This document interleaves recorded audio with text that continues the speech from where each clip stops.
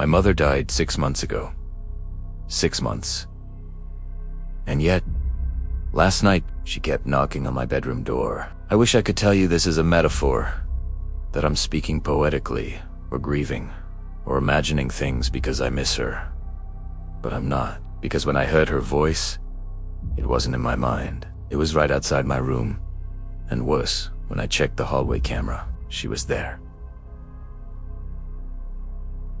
A figure with her height, her nervous habit of tapping her fingers against the wooden frame whenever she needed me. But the shadow didn't belong to anything human. This is the part of the story people usually don't believe. But I'll tell you anyway, because I need to get this out. I need someone else to know what happened in my house, before the thing pretending to be my mother comes back. This is how it began. I was sitting at my desk, drowning in assignments I had procrastinated on, like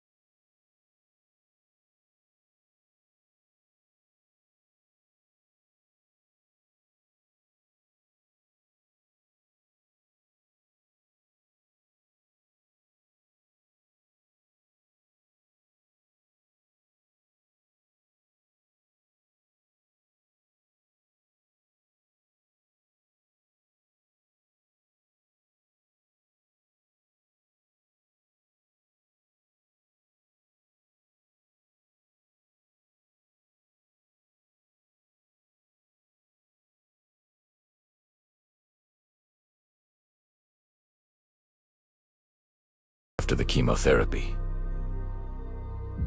Tap, tap, tap, tap, tap. I zoomed the camera out, expecting to see some kind of trick, a glitch, a reflection, anything. But then the impossible detail hit me. The hallway light had been turned on, shining downward, right above the figure. So the shadow behind her should have been short. It wasn't. It stretched upward, like something was towering behind her. Something thin, elongated, reaching toward the ceiling. Something using her shape like a puppet. I swallowed hard, my vision blurring with fear. "Open the door," the voice repeated, but this time from behind me. Inside my room. I whipped around so fast, my chair slammed into the wall. The room was empty. Silent. Still. But the air had changed. Thick. Cold. Heavy. I could feel something watching me. Something in the dark corner near the closet. Slowly, trembling, I turned back to the screen. The figure was still outside. Still knocking. Still waiting. Bat Benimi. The door to my room was already open. Just an inch. Barely noticeable. Bat. Open. I didn't sleep that night. I climbed out my window, sprinted to the front yard barefoot, and spent the rest of the night sitting in my car with all the lights on, gripping the steering wheel like it could save me from whatever the hell was inside the house. At 6 in the morning, my dad came outside to get the newspaper and nearly had a heart attack when he found me asleep inside the car, shaking and pale. He knocked on the window. "Son, what are you doing out here?" I didn't know how to answer. If he knew what I saw, if he believed it, it would break him. He was barely holding himself together as it was. So I said, the only thing that wouldn't make him think I'd lost my mind. I couldn't sleep. Thought some fresh air would help. He looked at me with this deep sadness in his eyes. Not suspicion, not annoyance, just sadness. "You miss her too," he said softly. "Yeah, I did. But the thing I saw last night wasn't her. Not even close." Inside the house, everything looked normal. Too normal. The hallway was empty. The camera feed from last night didn't save. Motion detection failed. Apparently. Convenient. Dad didn't notice anything wrong. It made Coffet, talked about work, tried to smile. Meanwhile, I kept staring at the hallway, that door, that shadow, that voice. How could something copy her voice so perfectly? Her gestures, her tapping. I knew supernatural stories. I'd read them online.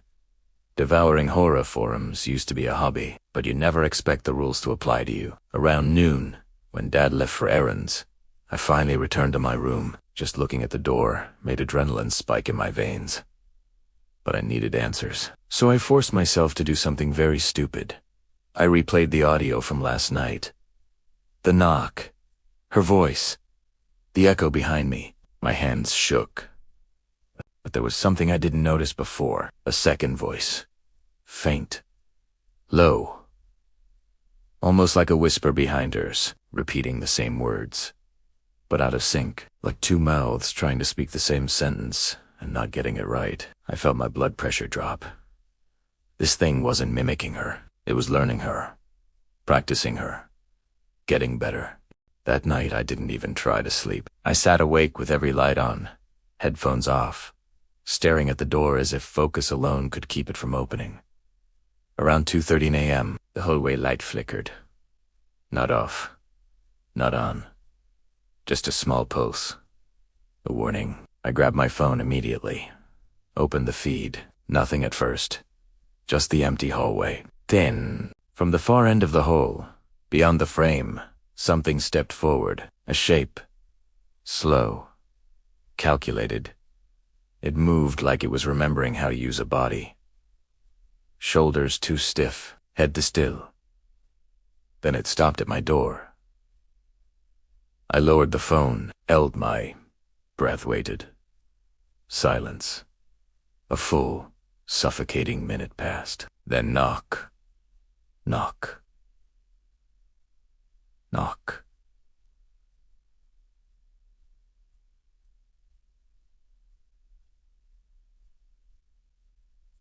"Sweetheart," opened the door. I closed my eyes hard. Not again. But the voice.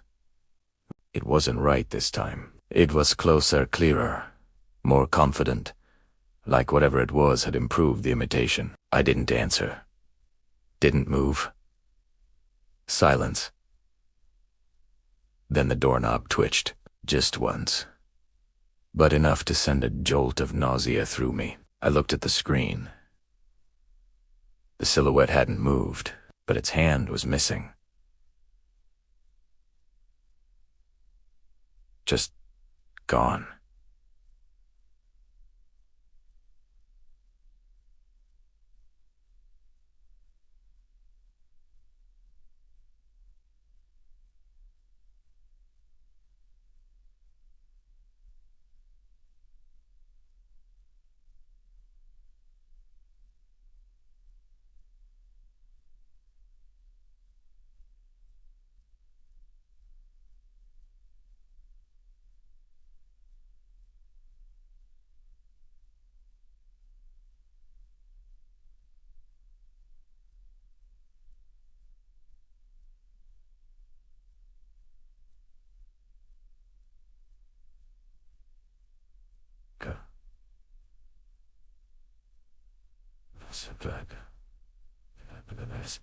Then my closet door behind me creaked open.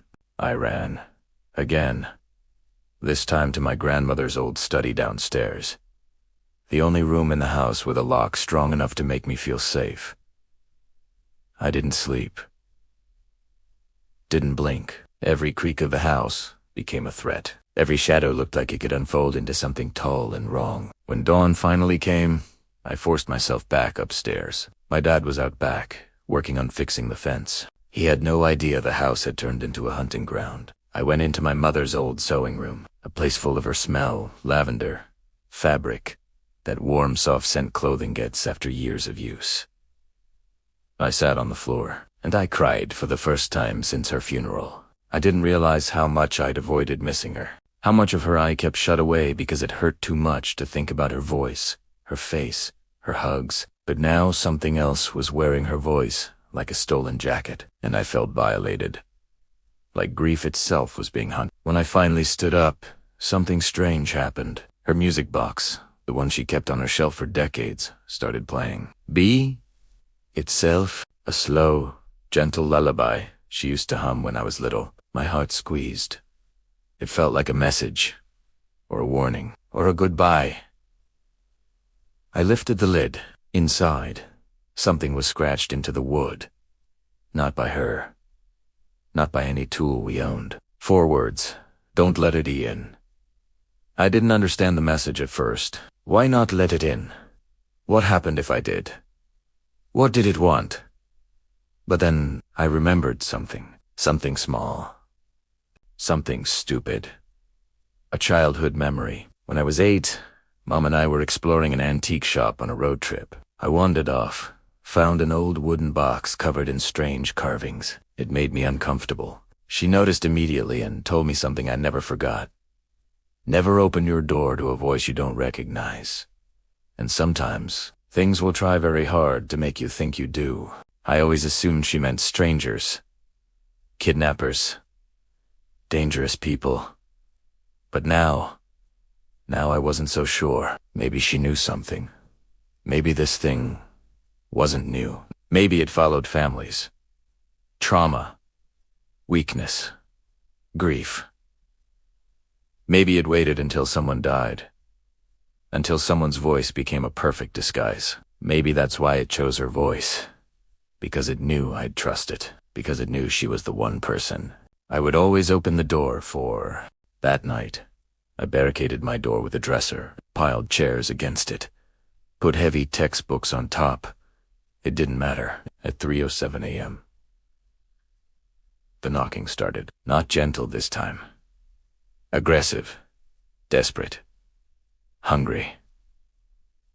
Open the door, sweetheart. I didn't answer. The camera feed showed the same silhouette, but wrong twisted. Taller, limbs bending in ways they shouldn't. And the shadow behind it no longer faint. Now a towering, insect-like thing trying to fold itself into the shape of a woman. My hands trembled, but then a new sound. Scraping. Not against the hallway side of the door, against the floor inside my room right behind me. Something dragged itself closer. No, I whispered. I turned. Slowly. The closet door gaped open. Black. Empty. Waiting. But the scraping noise was coming from under my bed.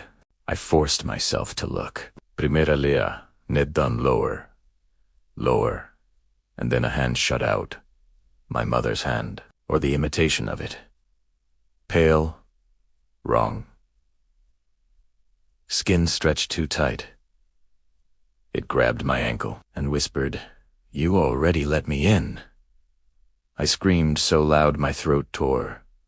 Kicked. Swung. Fell backward. The hand slithered away under the bed like it was boneless. I stumbled toward the hallway door, ripped the dresser aside like it weighed nothing.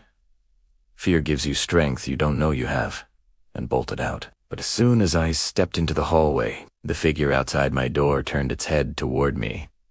Slowly, deliberately, and the face was almost hers now. Almost.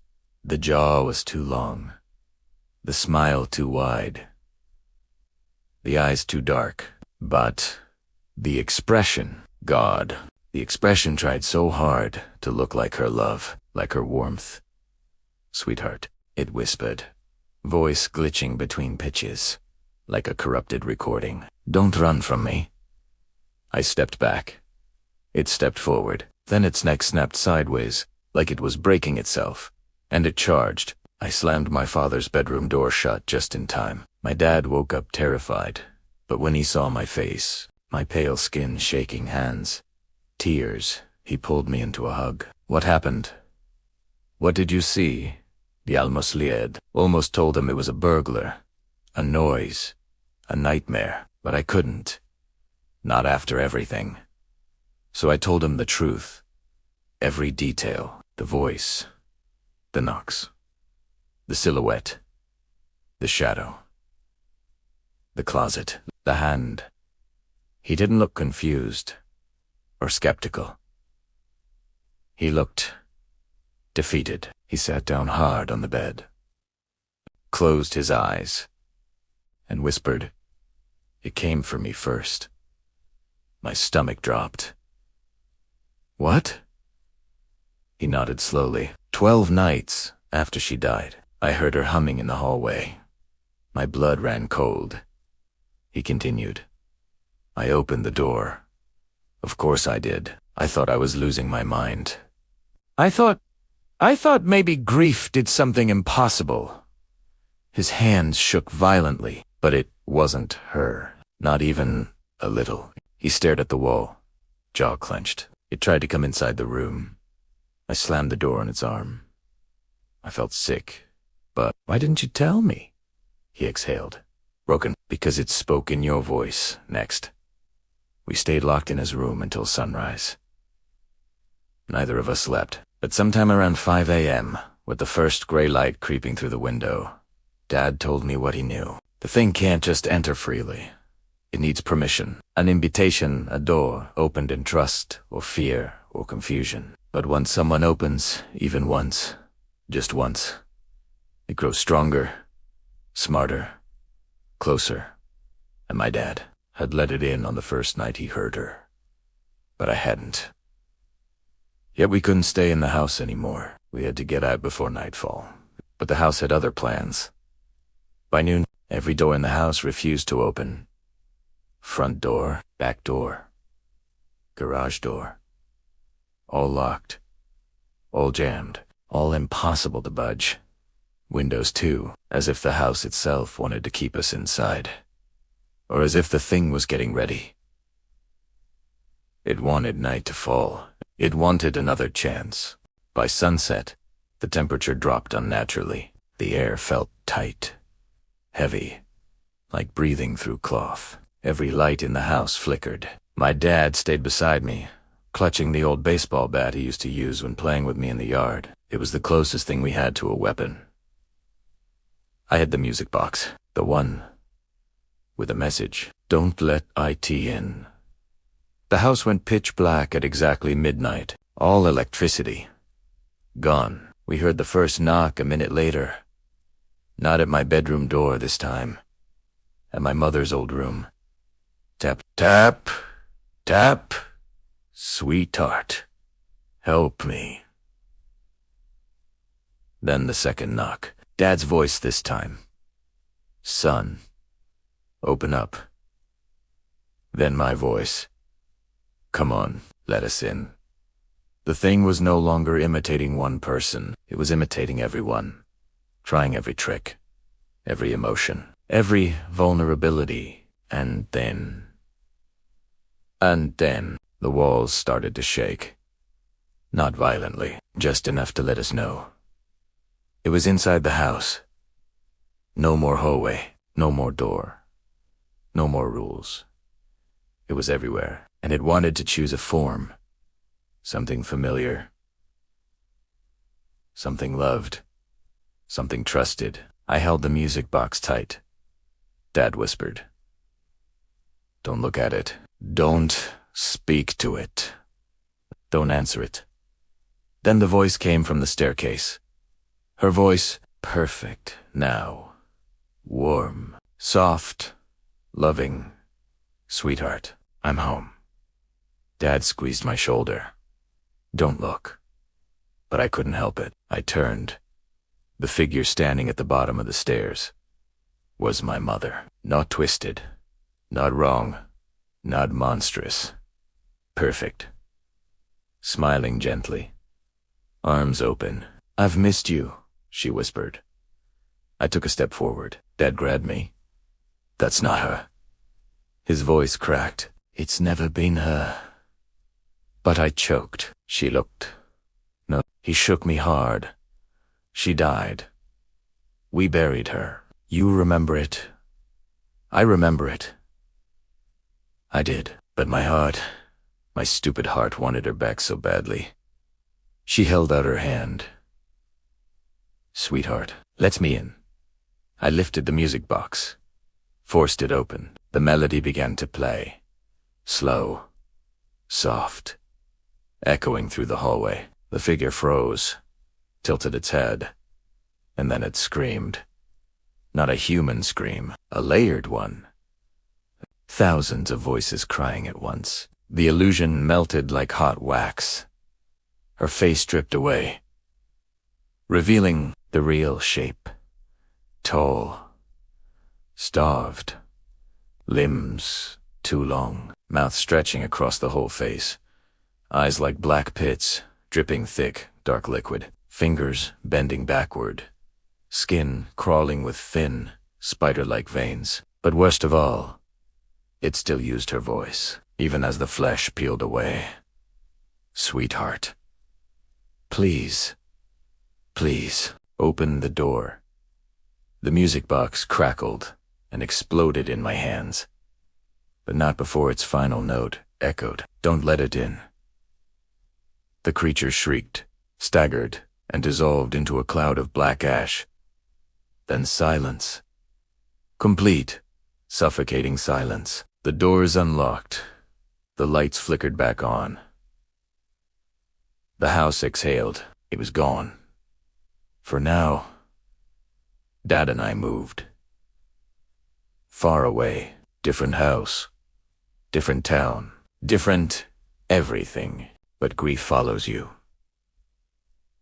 And so do voices. Sometimes at night, I hear knocking. Soft, gentle, just 3 taps, and I hear her. Not twisted, not glitching.